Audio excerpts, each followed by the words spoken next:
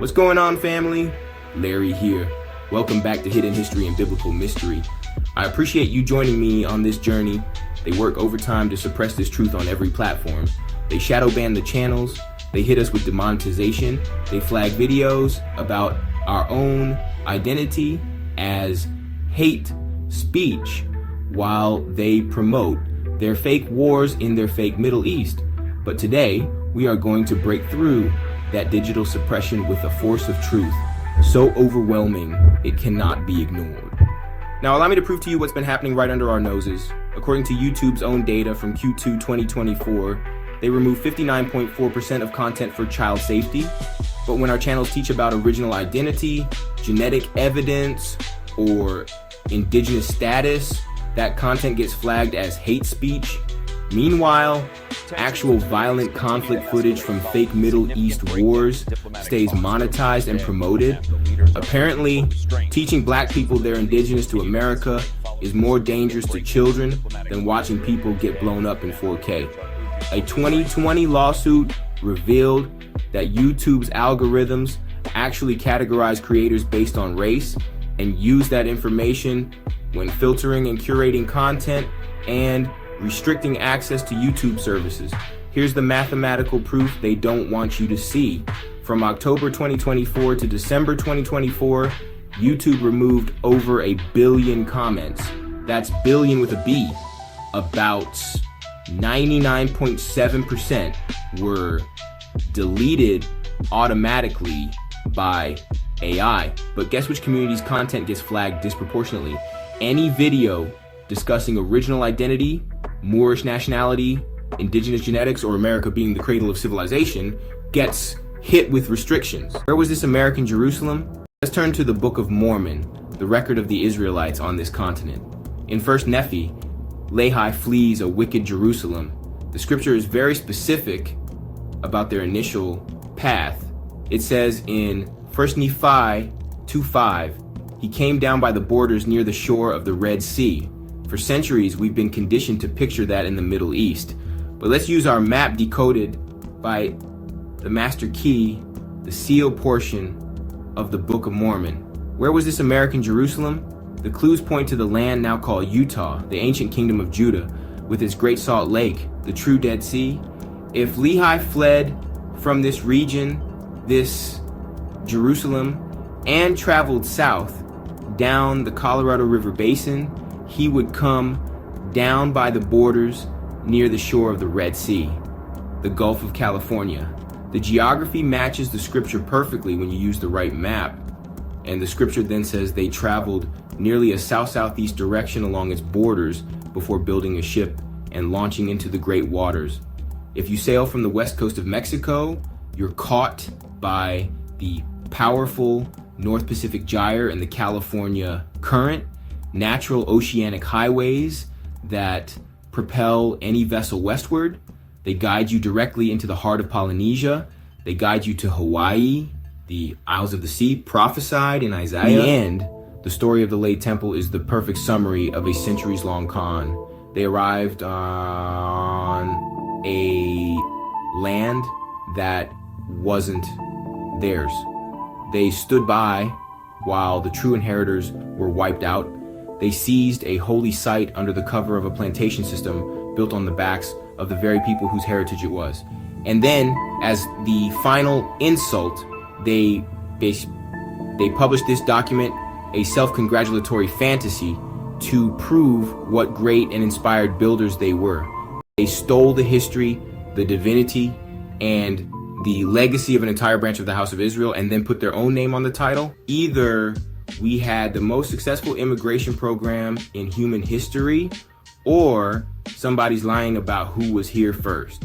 It's especially a joke when you examine the same story, except mainstream history teaches that this happened to Africans coming into America, when the truth is, it happened to Americans being taken out. Think about it. Weren't these people just capitalists looking to make money? Why would they spend the money to transport slaves all the way from Africa when they could get them right here? Even if they went to Africa to buy them from people who had already captured them, it would still be too expensive. But let me hit you with the real mathematical proof they don't wants you to see. According to the 2020 census, Black or African Americans make up 46.9 million people, 14.2% of the total population, making us the second largest racial group in America.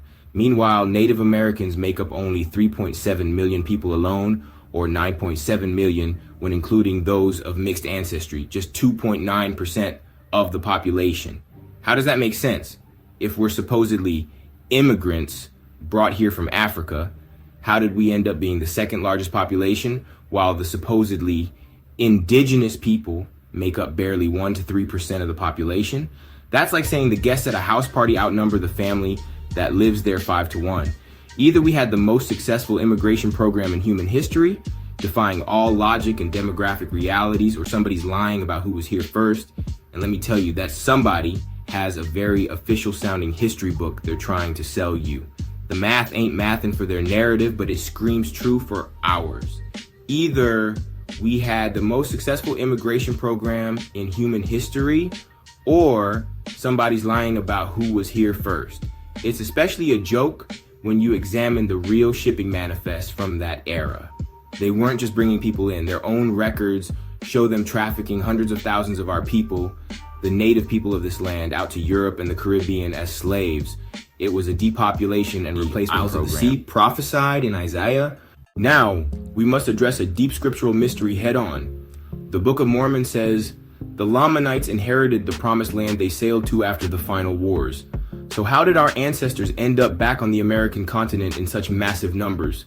The scriptures do not give us a direct chapter and verse account of this return migration because no such migration was necessary.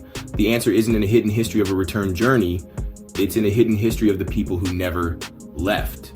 The key is understanding that the house of Israel is a great tree, and the Book of Mormon is the story of one specific branch of that tree, not the entire tree itself.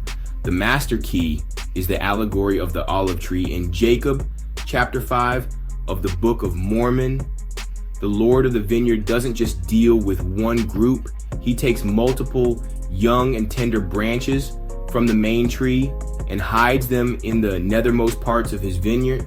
He takes one branch, which we can identify as Lehi's group, and grafts it into a good spot of ground, Jacob 5:21, a remote island like Hawaii, to preserve a righteous lineage and the records.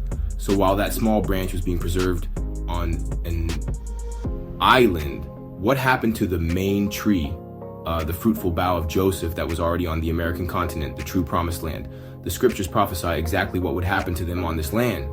First Nephi on 13:14 says, the Gentiles would come across the many waters and scatter the seed of Lehi's brethren, the people already here. The sealed portion confirms this with chilling detail in chapter 95, verses 22 to 23, stating that on this choice land, the Gentiles would scatter the remnant of the house of Joseph and smite them, causing them to dwindle in unbelief. This is the story of our ancestors. They weren't in Hawaii. They were here on the mainland, being systematically stripped of their identity, land, and power. This also solves the riddle of the out of Africa theory. How did Israelite DNA get to Africa in the first place? The apocryphal text of they shall also have power to create a light, which shall be likened to the light of the sun, but it shall not be the sun, for it shall be a fire that is kindled by the hands of men. An ancient prophet writes about mankind creating an artificial sun. The translation comes out in 2005. Then what happens in late 2021 and 2022? The headlines, China's artificial sun sets new world record, nuclear fusion. While China's current artificial suns, like the experimental advanced superconducting tokamak East and the HL-2M tokamak reactor, are groundbreaking research facilities achieving fusion for record durations, demonstrating mankind's growing power over the elements. They are not yet the towering, city-illuminating structures described in prophecy. However, this monumental achievement means the core technology is not far off.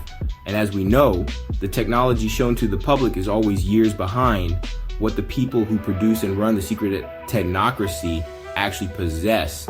This is not yet a perfect physical fulfillment, but rather a powerful, undeniable validation of the prophecy's trajectory, showing what humanity is actively pursuing and designing for the future. We are witnessing the fulfillment of the prophecies laid out in the sealed portion of the Book of Mormon. This pursuit is vividly demonstrated in ambitious architectural concepts like the Eternal Energy Tower. This visionary design, an honorable mention in the prestigious Evolo skyscraper competition, explicitly states it has fusion energy at its core.